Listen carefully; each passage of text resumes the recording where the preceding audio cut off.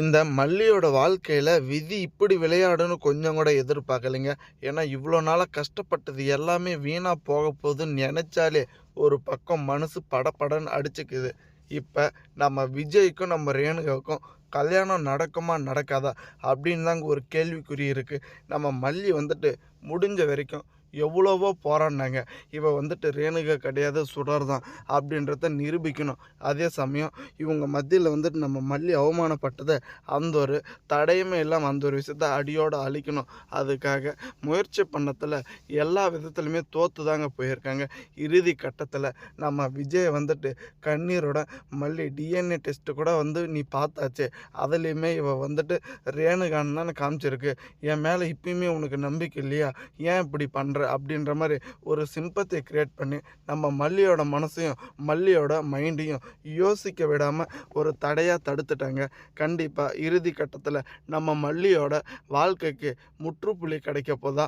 இல்ல இதுவே வந்துட்டு இறுதி அப்படின்ற மாரி ஒரு நடவடிக்கை எடுத்து நம்ம மனோகரனும், இல்ல இப்ப கடவுள நம்பி நம்ம மல்லியும், நம்ம நாகவும் போயிருக்காங்களே, அந்த கடவுளாச்சு ஏதாச்சும் ஒரு வழி தரப்போறாங்களான்னு கொஞ்சம் கூட புரியலைங்க. எப்படியாச்சு இந்த ரேணுகா இல்ல இவ சுடர் தான்னு நம்ம விஜய்க்கு மட்டும் தெரிஞ்சா போதுங்க. அந்த கல்யாணம் நின்றும். ஆனா அதுக்கு முன்னாடியே இந்த ரேணுகான்ற பேர்ல இருக்காளே சுடர், அவளுடைய இந்த ஒரு நாடகம் தாங்க யாராலையுமே சலிச்சிக்கவே முடியல. ஏன்னா இப்ப வரைக்கும் வந்துட்டு எப்படியோ நம்ம விஜய அடைய போறோம் அப்படின்னு நெனச்சிட்டு இருந்தவ, இப்ப மட்டும் என் கழுத்துல தாலி ஏறட்டும் அப்படின்னு மைண்ட் வாய்ஸ்க்குள்ள என்ன யோசிச்சுட்டு இருக்காங்க தெரியுமா? மல்லி என்னை வந்துட்டு கூறு போட்டு விஜய் முன்னாடி சிக்க வைக்கணுன்றதுக்காக என்னை அடிக்கடிக்கு பயம்படுத்தின. இப்போ விஜய் மட்டும் என் கழுத்தில் தாலி கட்டுறோம். உன்னை பண்ணுற கொடுமைக்கும் இந்த வெண்பாவை பண்ணுற கொடுமையிலையும் நீங்கள் தலையை தெரிச்சுக்கிட்டு ஓட போகிறீங்கன்ற மாதிரி நினச்சிட்டு இருக்காங்க. இந்த ராஜேஸ்வரிக்கும் ஒரு பக்கம் வந்துட்டு யோசித்து எப்படியாச்சும் இவளை வந்துட்டு கண்டுபிடிச்சிருவாங்களான்னு எதிர்பார்த்தோம். ஏன்னா ரகு கிட்ட பேசிட்டு இருந்ததை வச்சு. ஆனால் ராஜேஸ்வரி வந்து என்ன நினைக்கிறேன்னா, நம்மளை பொறுத்த வரைக்கும் மல்லியை பழி வாங்கிறது தான் டார்கெட்டு.